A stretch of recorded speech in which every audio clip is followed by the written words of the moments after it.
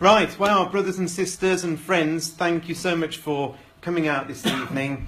It's going to be hopefully a fascinating evening, because what we're going to do is we're going to look back at 2016 at our vantage point here on the 4th of January 2017. And I think it's good for us to look back, because as Winston Churchill famously said, the further back you look, the further forward you can see. And actually I think he's right. And you know, the wonderful thing is that when we look back over a span of just a short period of time, like a year, we can definitely see God's hand working in the world and bringing about his plan and purpose as revealed to us in his word of truth, the Bible. And all this is pointing to the fact that the Lord Jesus Christ is imminently going to return from heaven, physically back to this earth, to establish the kingdom of God, that long-awaited kingdom of God. Jesus has waited in amazing patience, hasn't he, himself, for nearly 2,000 years to return. And one day soon, his Father, the Lord God, will turn to him and say, "Son, today I want you to return to the earth and establish my kingdom." And God, in his absolute mercy, has recorded for us in the Bible so many, many events that are to occur just before Jesus is to return. And I was thinking about this the other day. You know, God didn't have to give us any prophecy at all, did he? He could have written the Bible and just said, one day Jesus will come back, and left it at that. And left us just to wait with nothing to look at. But God, as I say, in his mercy, knows that we need to see what's happening in the world. And when you think about it, so much of the Bible is full of prophecy, is full of history written in advance, because surely that is what prophecy is, isn't it? And all of this helps us stay awake, it helps us stay alert, and for me, and I'm sure it does for you, it helps to keep our lives in perspective, because too easily the world is full of distractions and work and money and worries. But if we are constantly on our toes, believing that imminently Jesus is coming back, suddenly things that might have seemed a very major issue in our lives pale right down into insignificance, because when Jesus returns, all is going to get sorted out. So if I was to ask you in 2016, in fact I am going to ask you, in 2016, what would you say were some of the big news stories from a prophecy point of view? Does anybody want to give me any starters for 10? Brexit. Now that's a big one, isn't it? So we're certainly going to be looking at Brexit. Britain leaving Europe. Certainly we'll be looking at that. Yes, there's one big story. Anything else? Yes, Mike? Donald Trump. Donald Trump is another big story, isn't he? He's in a few days' time, on the 20th of January, going to be the most powerful man in the world. So it's a big story because of who he is and what he's been saying. We're also going to have a look at Donald Trump if you want to. You might not want to, but we are later on. Anything else? The belligerence of the coming King of the North, President Vladimir Putin. Yeah, Vladimir Putin, absolutely, and his belligerence, as you rightly say, Barry. So basically, Russia has very much been in the news during 2012 as well. And in fact, I mean, you probably get all of the right answers if we sat here long enough. But here are some of the front page headlines that we're looking at to try and summarise, if you like, the key events. These aren't all the events. There's many more that we're going to sort of touch on. But there is the Trump triumph shocking the world. There is the Obama versus Putin situation in the middle there. There's we're out of the EU over there on the right. We've also got the ongoing situation in Syria, which still isn't sorted. We've been talking about Syria every year. I've been coming here, which I think this is probably about the 5th or 6th year, I would imagine. And Syria has been on that on the agenda from a prophecy point of view every year. And to cap it all, you know, we've also got this sort of thing going on as well, which is this ongoing terrorism, isn't it? And you know, we're shocked. Maybe we become less shocked over time. We become desanitized slightly. It's another horrendous bombing, another horrendous massacre. But it's still horrendous, isn't it? And the terrorists find new and terrible ways that are increasingly difficult for the authorities to sort out. And this particular newspaper here, this was in 1 week, 84 dead in Nice, 281 dead in Baghdad, 49 dead in Orlando, 72 dead in Lahore, 35 dead in Brussels, 18 and so it goes on. It's horrendous. And ever closer to home. I catch the tube most days in London, and frequently now there are armed police at the entrances of tube stations. There didn't used to be even a few years ago, but there certainly are now. And if I was to summarise, I think, the world in which we live, bearing in mind we've had Brexit, Trump's about to come in, bearing in mind all of this terrorism that continues to rumble away, I would sort of summarise 2016 as a year where people's fear has increased. I would say it's a year when people have become extremely perplexed and concerned about what the future is going to hold.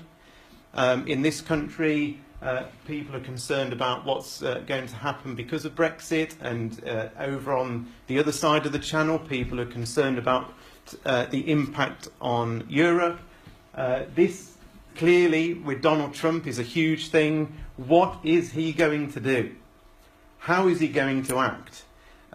Could he destabilise many things? So there's a lot of concern, and I don't know if you hear things like this at work, but I work in financial services in the city, and basically the guys there are constantly sort of coming out with the phrases, what on earth is going on? What is the world coming to? They don't like instability. People who are dealing in money certainly don't like instability, and all of this worries them.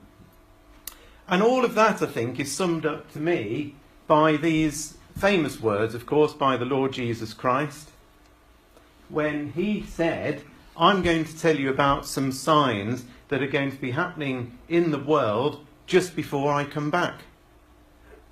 And he put it a lot more eloquent than that, but in effect that's what he was saying. He says there'll be signs in the sun, moon and stars, and upon the earth distress of nations with perplexity. Perplexity is, I don't know the answer. I'm shrugging my shoulders. I don't know what's going on. What is the answer to this? That's what perplexity is. Men's hearts failing them for fear, for looking after those things which are coming on the earth. And would you say we're now in those sorts of days where people are fearful about what might come next? I think so.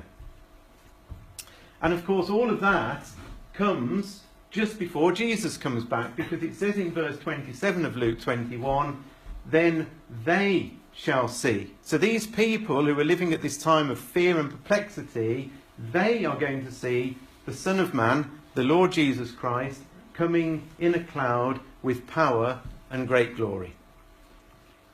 So surely, if we think we're in these days, we might well be the people who see, and the world themselves will see the Lord Jesus Christ coming in the clouds of heaven with power and great glory.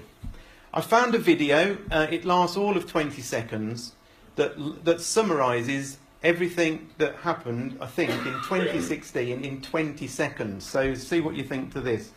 No one understood what's going on. People were running everywhere. The uncertainty of Brexit, we don't know what's going to happen. We are a more divided nation than we've ever been. And the officer that was next to us, he ran toward the shops. People start screaming. Everybody gets on the floor. It's completely tragedy and misery in Syria.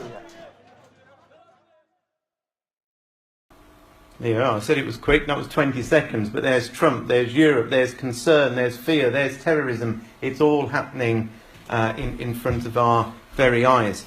So I thought what we'd do to start with, and by the way, as Richard said earlier, there's two parts to this talk. For some reason you've decided to spread me over 2 weeks, so thank you for that. So I'm back next Wednesday, Next Wednesday, God willing, we're going to be looking at Israel and the surrounding nations of Israel. Tonight, Israel is going to crop into the things that we talk about, but we're going to deal mainly with Israel next week. What we're going to do tonight is look at Russia, we're going to look at Brexit, and we're going to look at the situation with Donald Trump, and that's going to fill the time. So let me show you some headlines then in relation to Russia in 2016. I think most of you know that I do this thing called a weekly World Watch, and effectively every week I just look to see what are the big stories, I pick out 6 of them, and of course I get the headline out the newspaper, then I get the paragraph that talks about that, and then write a comment, and then put a verse that backs up why it's interesting. And of course, therefore, at the end of the year, I've got well over 300 slides, because there's 6 a week, so I've got 300 slides, and what I then do is collate them into themes. So I look through every headline, and if it talks about Russia, in it goes into the Russia pile. And then I get a pile for, Brexit, or a pile for Europe generally, and so on and so forth, a pile for Syria. And interestingly, this year there were more slides than ever before in relation to Russia, and more alarming than ever before, because what I can do is go back to previous years, because I've been doing it since 2003, so I can go right the way back. And do you know something? Back in 2003, the headlines were pathetic in comparison to the headlines we see now. Here are some of the headlines. So you'll see the headline come up, and the date when it came through. I've got some dramatic sort of music playing as I'm going to read out these headlines just to spice it up a bit. And, well, here we go. Here's Russia in 2016. So Russia warns of new world war starting in Syria. That was back in February. Russia doubling nuclear warheads. Let me turn that down again. That was in April. Russian warplanes aggressively pass US missile destroyer. That was on the 11th of April, according to the BBC. The New York Times said Russia calls new US missile defense system a direct threat. That was in May. Russia will act to neutralize US missile shield threat, says Putin. That was in May as well. Russia building new underground nuclear command posts. That was on Fox News in August the 15th. Russia calls up civilian reserves nationwide. That was on August the 30th. How Putin is restoring the fallen Soviet Empire. That was Newsweek towards the end of September. Russia suspends weapons-grade plutonium deal with the US. That was on the 2nd of October. Russia launches massive nuclear war training exercise with 40 million people. That was in The Independent on the 5th of October. Russian television warns of nuclear war amid US tensions. That was October the 14th on ABC News in America. Russia taunts US with biggest military offensive since the Cold War, and the Russian warships escorted through the English Channel. You remember that? That was the middle of October. Russia unveils Satan II missile powerful enough to wipe out UK, France or Texas. That was the end of October. Britain to send hundreds more troops to Russian border as Cold War tension escalates across Europe. That was also the end of October. Putin claims Russia's borders end nowhere at geography event. That was the 24th of November.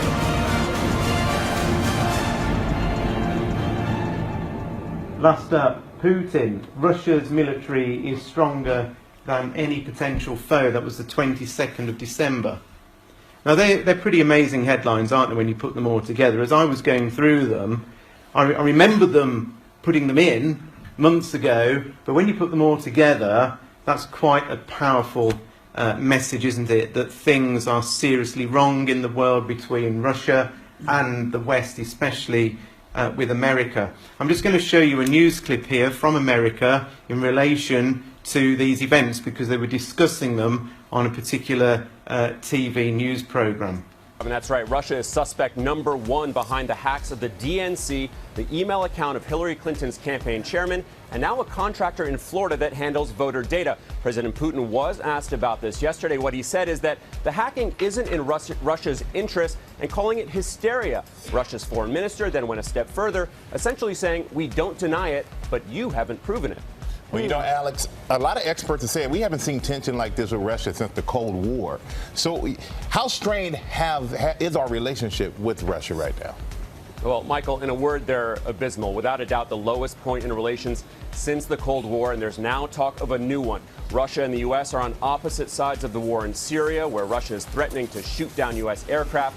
Russia just scrapped a nuclear deal with the U.S., and then there's that meddling in the American elections. What's scary is that in Russia, we're seeing the TV networks stirring up fears of a possible nuclear war. They've just carried out a huge drill and moved missiles that can carry nuclear warheads. A very worrying situation. Absolutely. You got that right, Alex.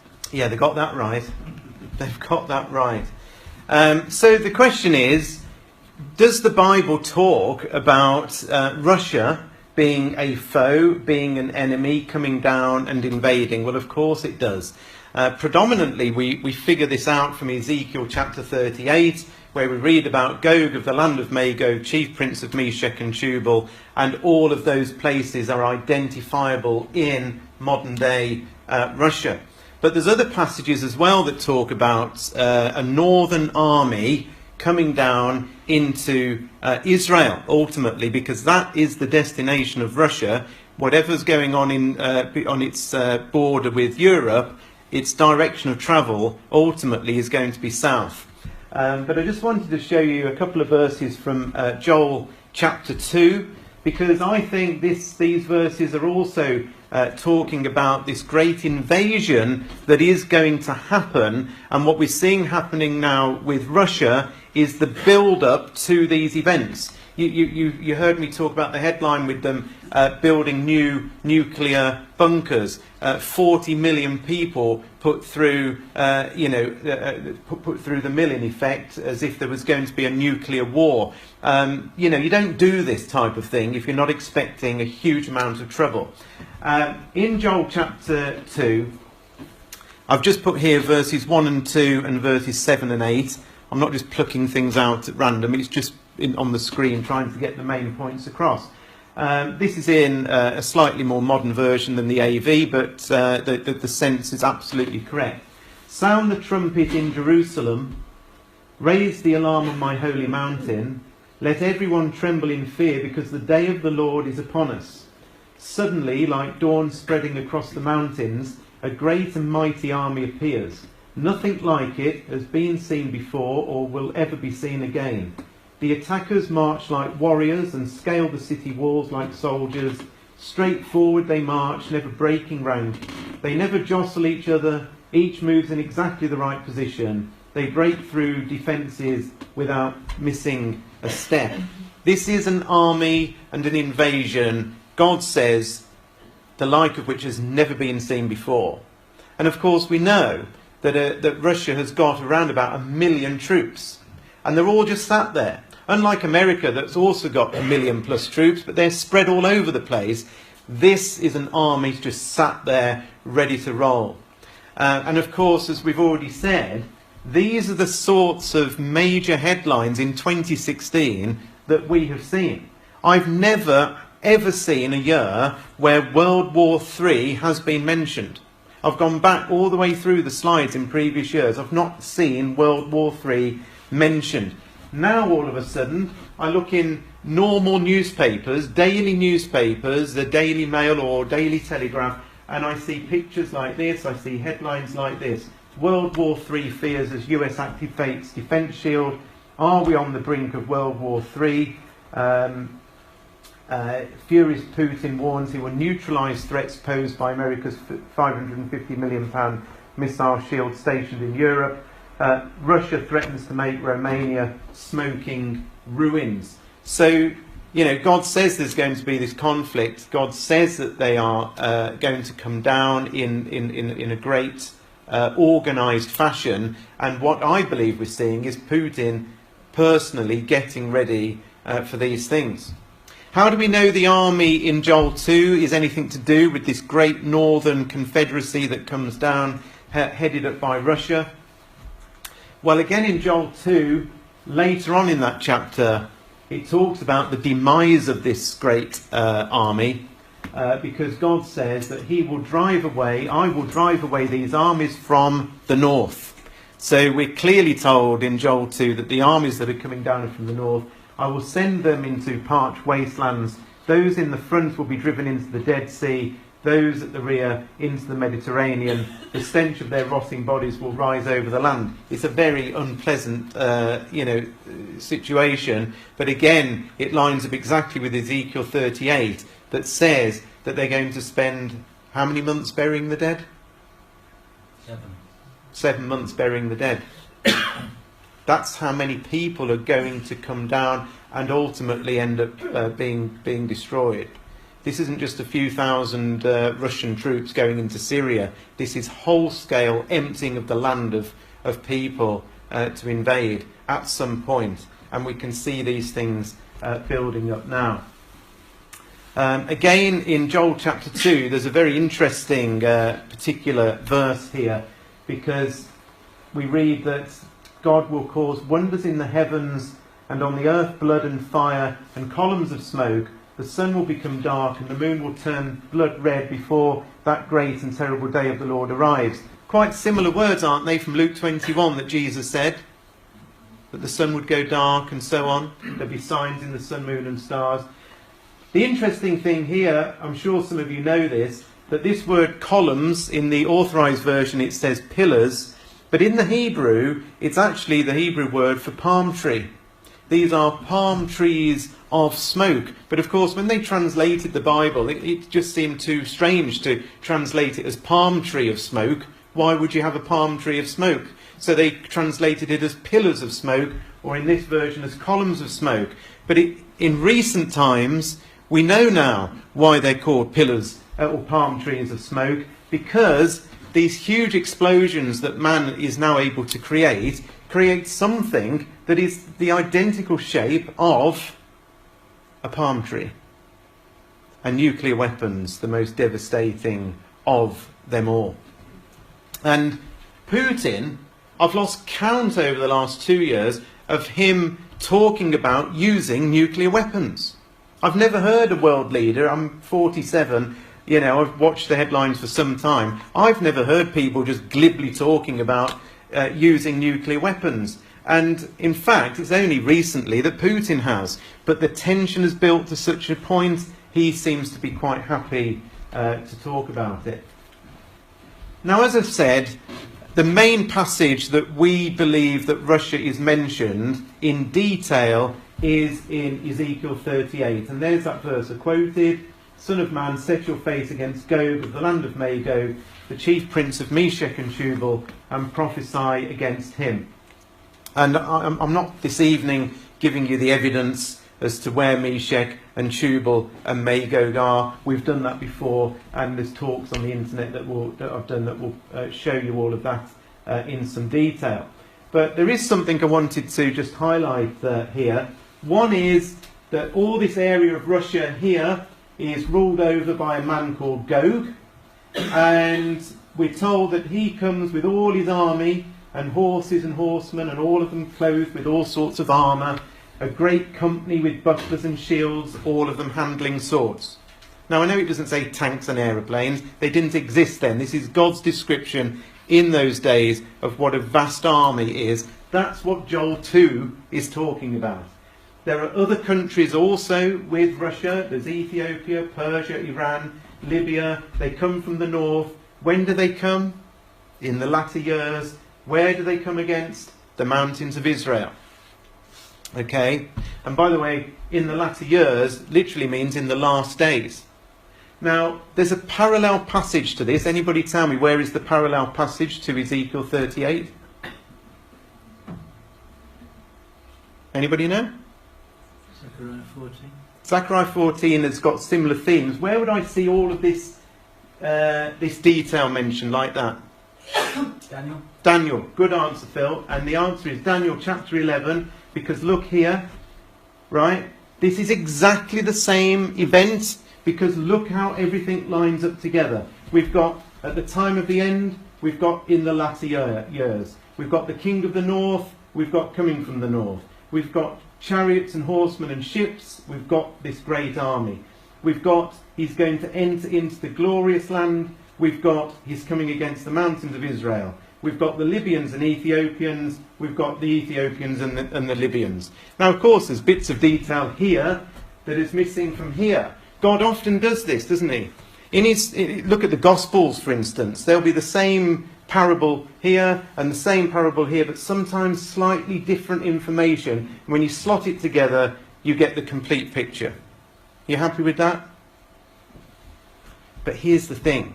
Here's why I'm showing you this.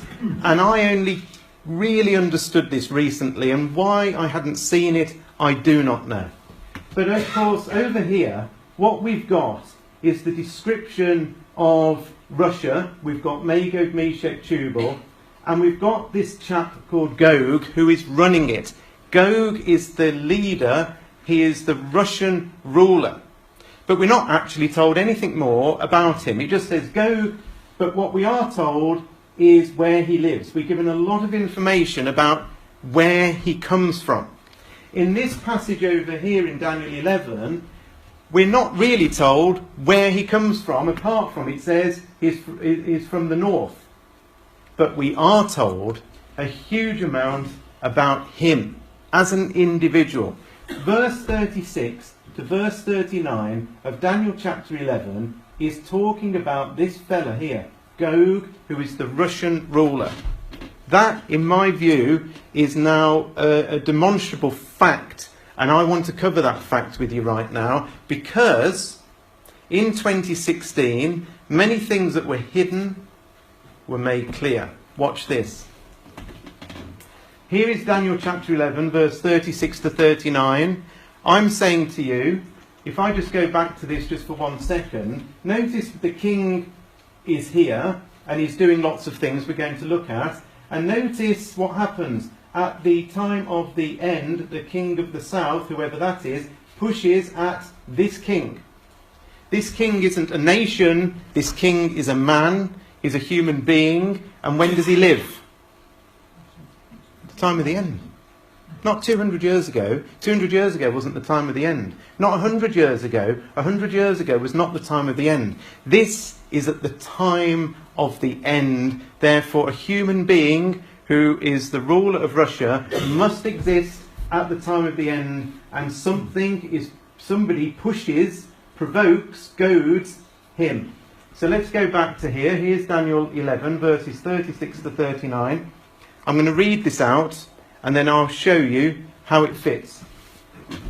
This particular ruler that exists at the time of the end, which I'm saying is Gog, the king will do as he pleases, exalting himself and claiming to be greater than every god, even blaspheming the God of gods.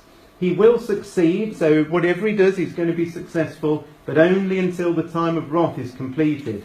For what has been determined will surely take place. He will have no respect for the God of his ancestors, or for the God loved by women, or for any other God, for he will boast that he is greater than them all. Instead of these, he will worship the God of armed forces, and the God his ancestors never knew, he will worship with gold, silver, precious stones, and expensive gifts. He will work in the strongest fortress. He will honour those who submit to him, appointing them to positions of authority and dividing the land among them as their reward. Then at the time of the end, the king of the south will provoke him, the AV says push him. Then the king of the north will storm out with chariots and a vast navy. This is Gog, this is the Russian ruler, and the man who fits this word for word right the way through is Vladimir Putin. So here's all the key phrases, one after the other, and lined up against this man. We're told that he will magnify himself and exalt himself. It's very similar language, actually, to Daniel chapter 8, talking about the latter-day Antiochus Epiphanes. But here he is, a man who exalts himself. He's even got his own youth training camp called the Narshes, believe it or not, where they worship and are trained to worship Vladimir Putin himself. And that is pictures of him on their T-shirts. It's the most abhorrent camp. I'm not even going to tell you any more about that here and now. Mikhail Gorbachev, of course, one of the previous Russian leaders, says that Vladimir Putin views himself as second only to God. This is indeed a man that exalts himself. He worships the God of armed forces, we're told. Putin, you don't need me to tell you that Putin worships the armed forces. He's always involved with those armed forces and has done more than any other Russian ruler ever in terms of bolstering up those forces and developing Satan II missiles powerful enough to wipe out the entire United Kingdom with one bomb. That's the sort of chap that is ruling Russia at the moment. Now, this is a 2016 announcement. So we were told there that this man worships gold, silver, and it actually said expensive gifts in the version that I was looking at. And on the 25th of January 2016, Panorama, well-respected British investigative documentary programme, comes out with this. Did you all watch this? It was definitely worth seeing. It was called Putin's Secret Riches. Vladimir Putin has been accused of corruption on a breathtaking scale. His critics say he has used his power to amass a secret fortune. So is the Russian president really one of the richest people in the world? And the Panorama programme on the BBC, a 45-minute programme, went through all the evidence that they collated to say that this man has taken over so many businesses and companies and pocketed the cash himself. He could even be richer than Bill Gates. He could possibly be the richest man on the planet.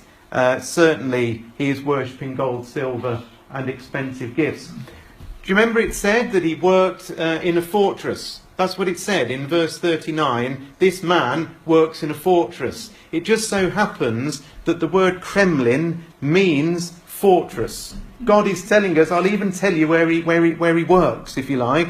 And is there any other person that works in something called a fortress? Answer, no. The last bit of the passage says that he rewards those who follow him. And in 2016, this was finally revealed on another BBC Panorama programme that explained what Putin has done with his vast wealth that he has created. Look at what it said in Daniel 11, verse 39. He will honour those who submit to him, appointing them to positions of authority and dividing the land among them as a reward. Now watch 2 or 3 minutes of Panorama. He's the world leader accused of personally approving murder on the streets of London. The conclusion that the Russian state was probably involved in the murder of Mr. Litvinenko is deeply disturbing. But is the president implicated in an assassination also responsible for theft on an extraordinary scale? He has fleets of things that almost no billionaire in the West would have. Vladimir Putin has been accused of looting his own country. Today, Putin behaves like a czar. Tonight, we investigate the truth about President Putin's riches. Why would it be kept secret? Because it belongs personally to Putin, not to the state. And for the first time, the Americans say what they really think about the Russian president. Is Vladimir Putin corrupt? In our view, yes. The men closest to Putin have been with him for years. They were with him here in St. Petersburg, and they've stayed with him ever since. And this is the group that he trusts and that he rewards. And this is the group that runs Russia. Putin's lawyer at the town hall became president and then prime minister of Russia. His former deputy also served as Prime Minister. The Chief of Staff at the town hall now runs Russia's anti-drugs agency. His former assistant now runs the biggest oil company in the world. And his former economist now runs the biggest gas company in the world. For those who've been in Putin's circle, the benefits have been immense. A cellist who is godfather to Putin's daughter has a valuable stake in a major Russian bank. A neighbour has an even bigger stake.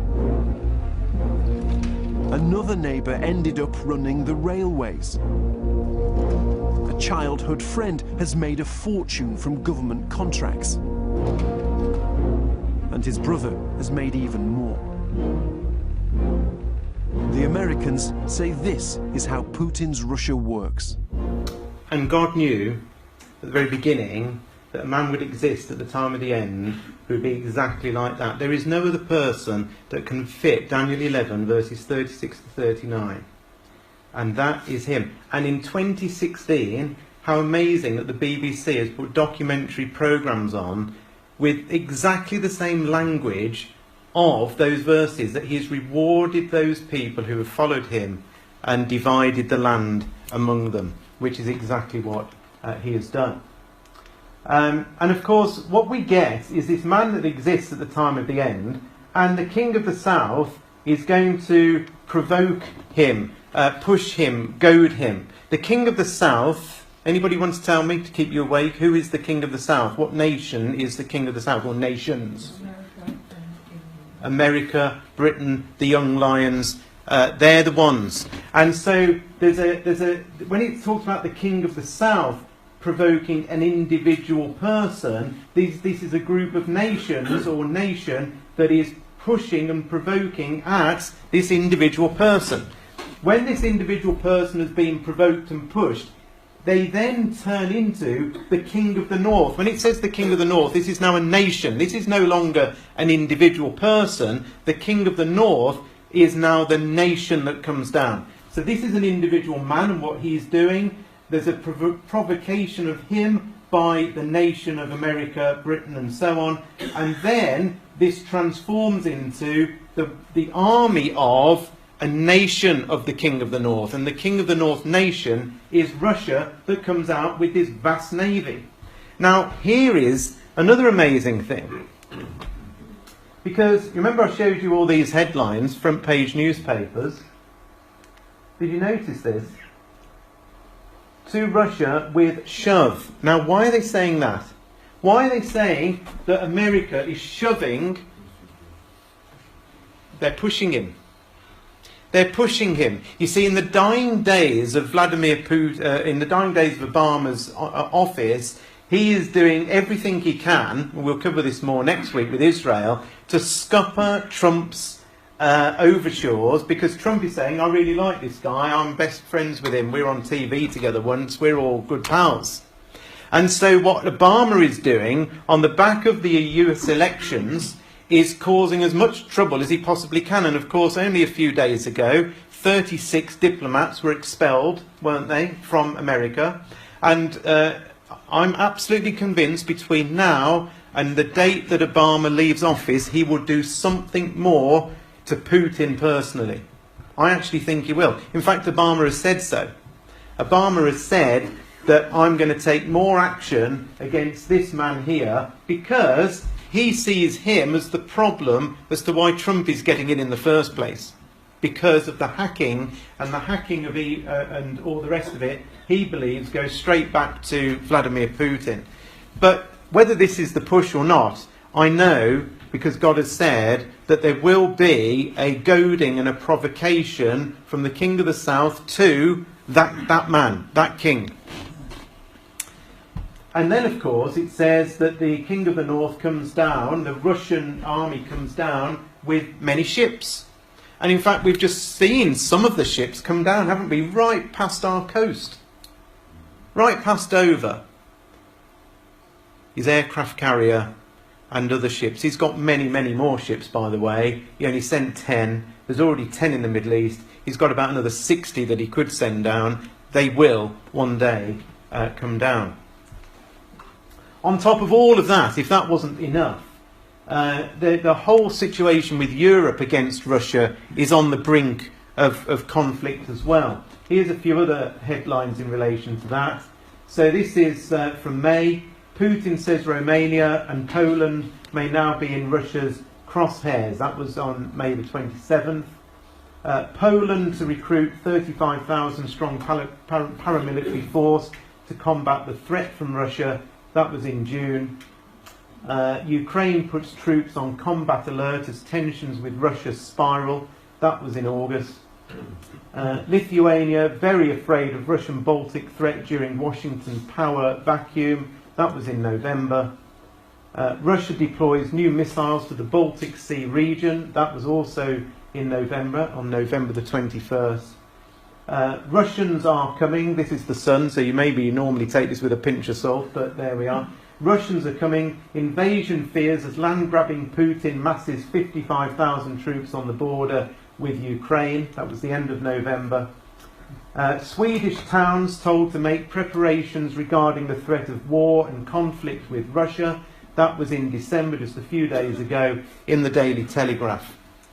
And so, if you put all of those nations that I've just mentioned on a map, this is what it looks like.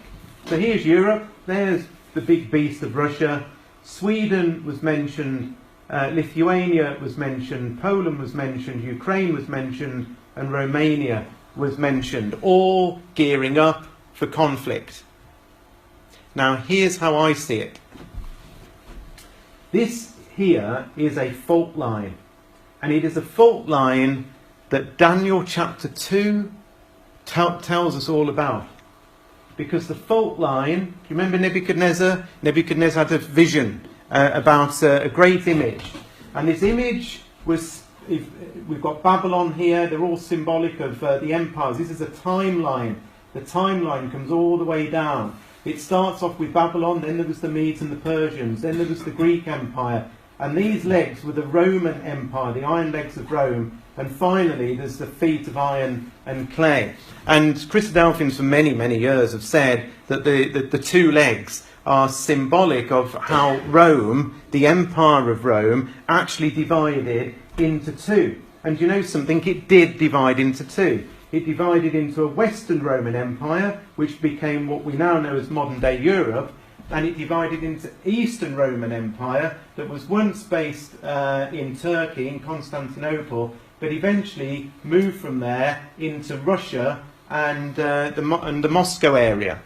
So these two areas are what we still call East versus West. So when we say, you know, the West is against Russia, or Russia's against the West, this is the West. And Russia is in the East. This fault line, you see all these nations here, this is the fault line between East and West. Now, do you know something? There are some who are expecting the East and the West to somehow all join up together and become a great big enormous confederacy together, and so are slightly bemused that we've got this fractured fault line running along here. But we shouldn't be amazed at that, and I'll tell you why. In Revelation chapter 16 we're told about this division still existing at the time of the end, because the beast is mentioned in Revelation chapter 16, and the beast is none other than God's depiction in graphical form of the Western Roman Empire. And in Daniel chapter 16 it says there's frog-like spirits, and these are wicked teachings. And these wicked teachings come out, it says, from the beast and the dragon and something called the false prophet, which I haven't put on the map here, but that's to do with the Vatican down here. But ultimately, what we've got here is a beast, and the dragon that is spoken of in Revelation is to do with this Eastern Roman Empire. So in other words, brethren and sisters and friends, there must still exist at the time of the end two identifiable, you could say three, but certainly two identifiable forces that are still separate. There isn't just one great big beast at the time of the end. There is this beast and there is a dragon. Therefore, we can argue surely that actually there isn't a coming together, that the fault line still exists right the way through. When you look at these, in Daniel chapter 2, it talks about the toes of the feet were part of iron and part of clay, and we know that these 10 toes here refer to the 10 horns that are on this head of this beast here, and are all to do with Europe over here on the western side of things. And we'll look at more of that in just a minute. But that's why I think we've got this division, and I think the division will remain. When Russia comes down into Israel, Europe will not be with Russia. Magog is nothing to do with what we now call Europe, nor is Gomer. They're all areas down here around the area of Turkey and so on. Russia, when it comes down with Iran, is going to come down on its own with Iran and with Northern Africa. Europe is a separate war, and the Europe war, headed up with the Pope, is a war against Christ and the saints when Christ is established. Do you know how I know that? Because it says in Revelation chapter 17 that the beast and the woman that's riding it will make war against Christ and the saints. That isn't who Russia's making a war against. Russia's making a war for spoil out of Israel. It's a totally different war. So, how are we doing? Not very well. Let's speed up. So, here's the next thing. That was all about Russia, but I had to get that off my chest because there's so much going on with that. What about this? We're out of the EU. This is a great big headline, but one that as Christadelphians, as I'll show you in a minute, we've been talking about for a long, long, long time. Here's some of the headlines. George Soros, the billionaire who broke the Bank of England, opts for Goldhaven, saying Brexit would spell the end of the EU. This is quite amazing. Do you remember this? Massive thunderstorms from Europe smash into UK and could decide EU referendum vote. That was on the 23rd of June. Thunderstorms and flash floods caused chaos across Britain in the final hours of the EU referendum as commuters were left stranded in London. And they do think that these enormous storms that came crashing in from Europe, and these were very unusual storms. You know, most of the storms we get come in off the Atlantic, don't they, coming over from America. Rarely will a storm head the other way over from Europe into Britain. It's extremely unusual, highly rare, especially of this intensity, and lo and behold, it comes at the exact day of the referendum, and many people who would have voted were unable to vote because of those storms. And so the following day, of course, we get vote leave today, but we're out, and so on. These were great big news stories, not just in this country, but around the world. I'll just skip this video because it's basically saying what I've just said. Let's just have a think about this, though. As Christadelphians, for a long time, as I've said, we have believed that Britain would one day exit Europe. John Thomas, who was the founder, if you like, of the Christadelphians back in the mid-1800s, wrote a book called Elpis Israel. That book literally means the hope of Israel. And in that he said Britain cannot be included among them, referring to what we now would call Europe. And he wrote that in 1848. Britain cannot be part of them. In Milestones, in a publication by Brother Pierce in 1981, he wrote, Britain will separate from Europe.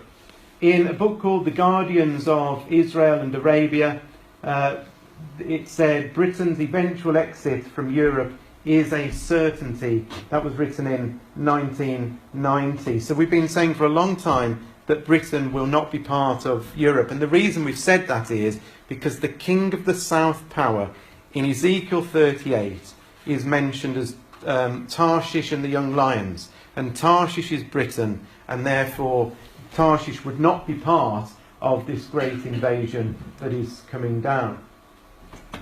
What I wanted to just focus on very quickly is what could be the impact of Brexit down the line. And here's what I think might happen, and I'm just picking the headlines here, that sort of say what I think is going to happen next.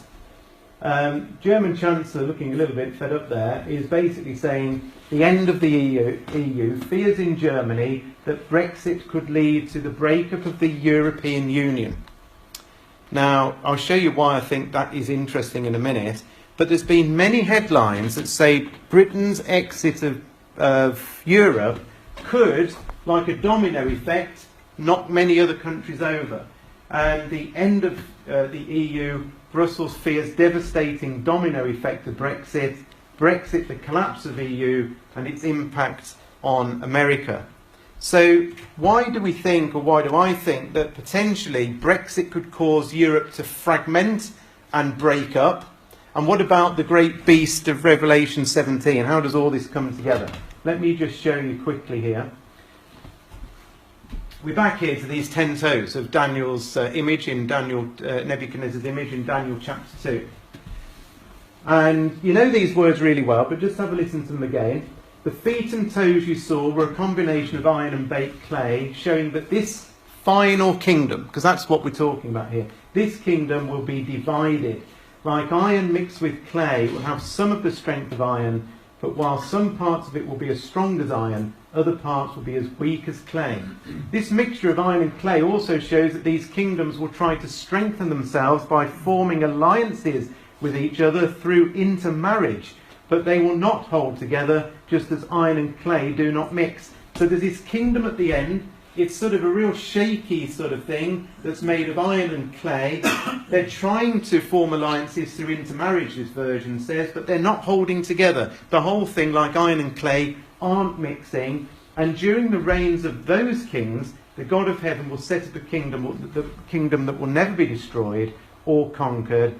It will crush all these kingdoms into nothingness, and it will stand forever. So what does all of that mean? Well, here's what I think.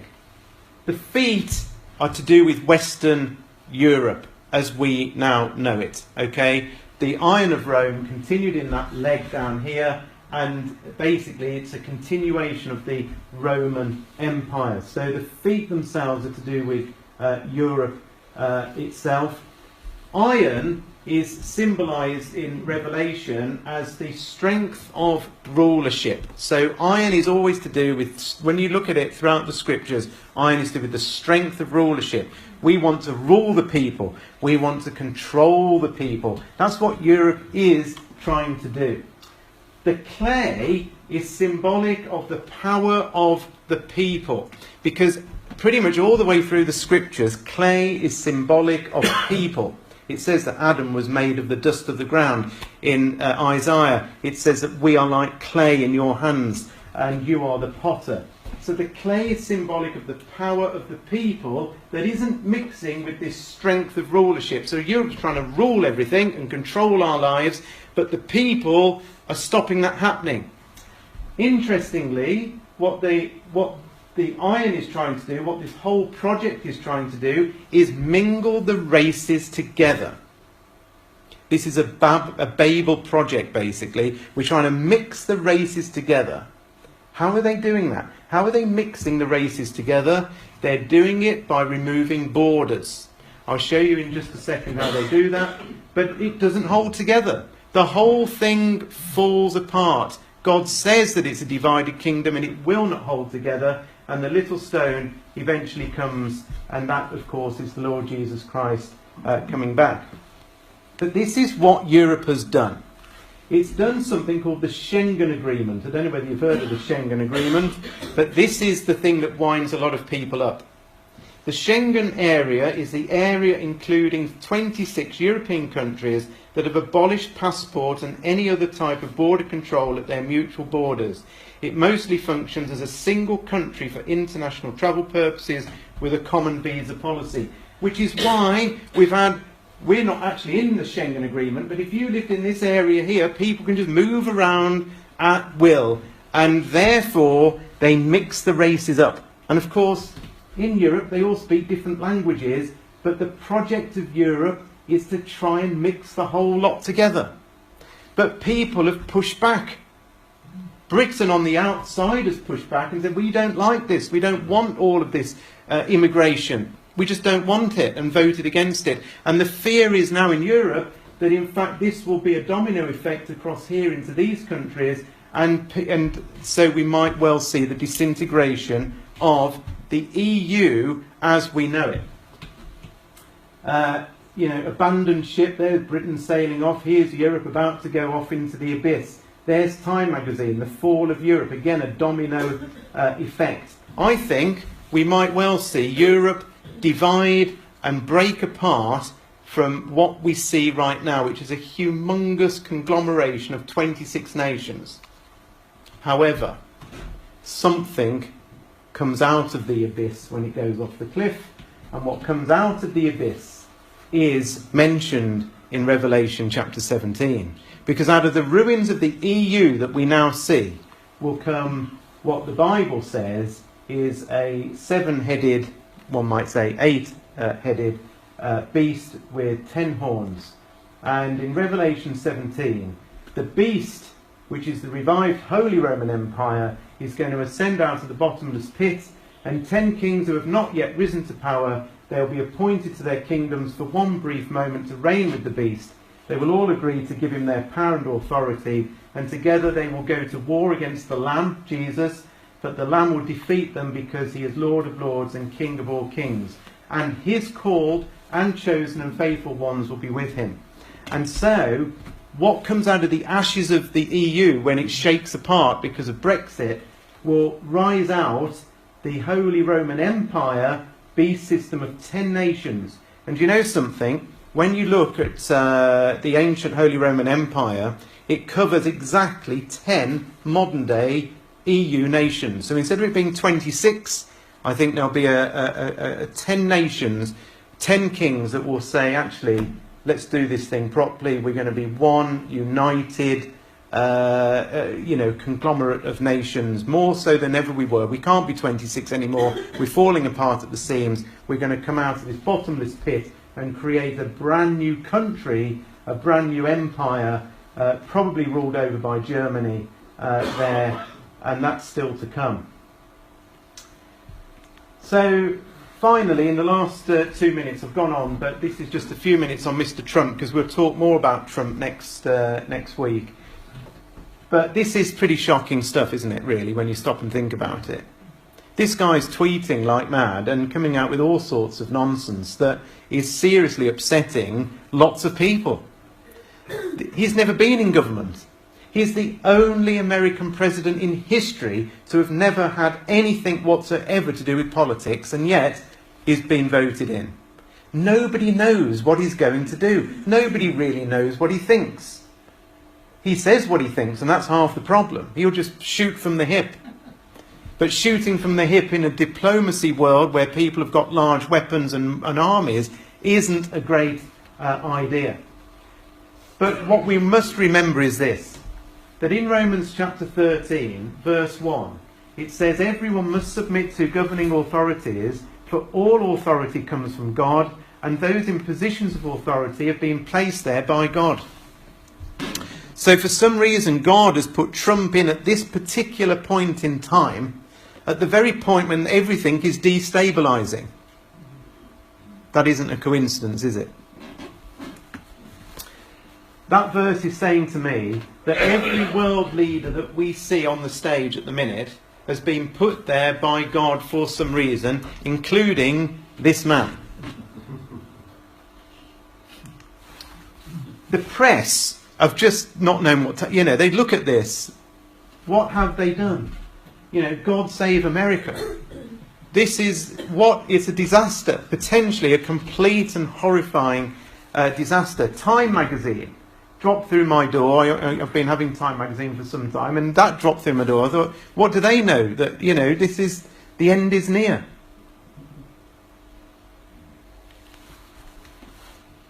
I'll skip this little video. He's saying the same sorts of things. Here's some of the things that he said. Iran nuclear deal could collapse under Trump. Trump win puts US-Russia hostility on hold, but for how long? These two, Putin versus Trump, they're both mavericks. They're both big egos. They've both got nuclear armies. they're both, you know, effectively could end up, even though they're saying they're best friends, could easily end up on the wrong side of each other. And to be fair, we know they will, because God says that they will. Russia unconvinced Donald Trump is convenient US president for Moscow. That was in Newsweek back in November. So straight away they're saying we're not entirely certain ourselves. We didn't like Hillary Clinton, but we're not entirely certain about this fella either. Donald Trump, US must greatly expand nuclear capabilities. This was on December the 22nd or 21st. And he tweeted that seconds after Putin had gone on one of his shows saying that we're going to expand our nuclear forces. He tweeted, well, we're going to do the same. And everybody's going, what? We've been scaling back for years. You just tweeted we're going to expand our nuclear army, weapons. What we do know is, from Ezekiel 38, that this man here is going to think an evil thought, because in verse 10 it says, you, Putin, Gog, will think an evil thought, and you will say, I will go to the land of unwalled villages to take a spoil and to take a prey. That thought might already have gone through this man's head, but if it hasn't, it's going to happen. But on the other side of it, in Ezekiel 38, as we've mentioned, there is an opposing force, which is Sheba, Dedan, couldn't fit that in, Tarshish, and the young lions. And this is talking about America and Britain. Britain is the old lion, America and Australia and so on are these young lions here.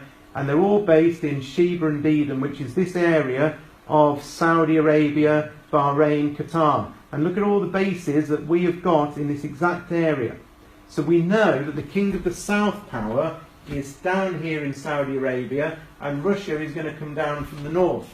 And when Putin thinks his thought, I'm going to come and invade, down here they also start saying something, and here's what they say. Have you come to take a spoil? This man could well be in power at the time that all this happens, and those very words might come out of a tweet from this man. What are you doing? What's happening? Have you come to take a spoil? You can just see it happening. And it will happen. I'm just going to finish with a 1.5 minute video of a professor in America. And this professor is a Russian expert. And to me, he summarises everything we've looked at pretty much tonight, especially to do with Russia and with Trump. And have a listen to how he puts it across, because he puts it across better than I can, I think. This move announced by the State Department comes just one day after the current Secretary of State John Kerry doubled down on those attacks against Israel we mentioned, which will make achieving Mideast peace even harder for President-elect Donald Trump. And our next guest, a leading expert on Russia, says these new sanctions are not really aimed at Russia. This move, too, is actually meant to muddy the water some more for Mr. Trump. Stephen Cohn is professor of Russian studies at both NYU and Princeton University. Welcome, Professor. You say this is the president trying to cripple Mr. Trump a bit? Well, it's one of the things I said. I'm not sure. I mean, look, we got a really strange situation, and I would say exceedingly dangerous. Why? Well, our relationship with Russia is worse than it's been since the Cuban Missile Crisis in 1962. And we're taking steps that are going to escalate it, make it worse. On the other hand, they haven't given us any facts about what the Russians actually did. So between this, I would say, semi-hysterical reaction by the American political class and the absence of facts, we don't ask, what's the impact of this going to be on Russia itself? So what kind of decisions is it going to produce in Moscow? So your bottom line point tonight is, you've got 30 seconds. In 30 seconds, we are in an exceedingly dangerous relationship with Russia. There are 3 places fraught with actual war: Ukraine, Syria, and, of course, the Baltic region, where NATO is building up. Escalating now, with everybody talking about nuclear weapons, as Trump did last week. In my lifetime, I don't recall anything as dangerous as we now are going through, with a layer of hysteria in the media. Yeah. Everybody demanding that Obama do more. Welcome to office, Mr. Trump. We appreciate it. Professor Cohn, thanks for that. Interesting, isn't it? It's not only us saying it, it's there. Jesus said, we will live in a time of distress and perplexity, men's hearts failing them for fear, for looking after those things which are coming on the earth. That's what that professor just said. So next week, because that's the end you'll be glad to know of this week, we're going to have a good look at Israel. and we're going to see what's been happening, especially in the last sort of 2 weeks in relation to Israel. And also we're going to have a look at the surrounding nations with Turkey and Syria and Iran, and see how all this that's been going on with Russia and so on has been impacting that area. And finally, what I'm going to do next week, all being well, we'll have time, is show you why 2017 could be the year that God's judgments actually do begin. But if you're here next week, you'll hear all about that.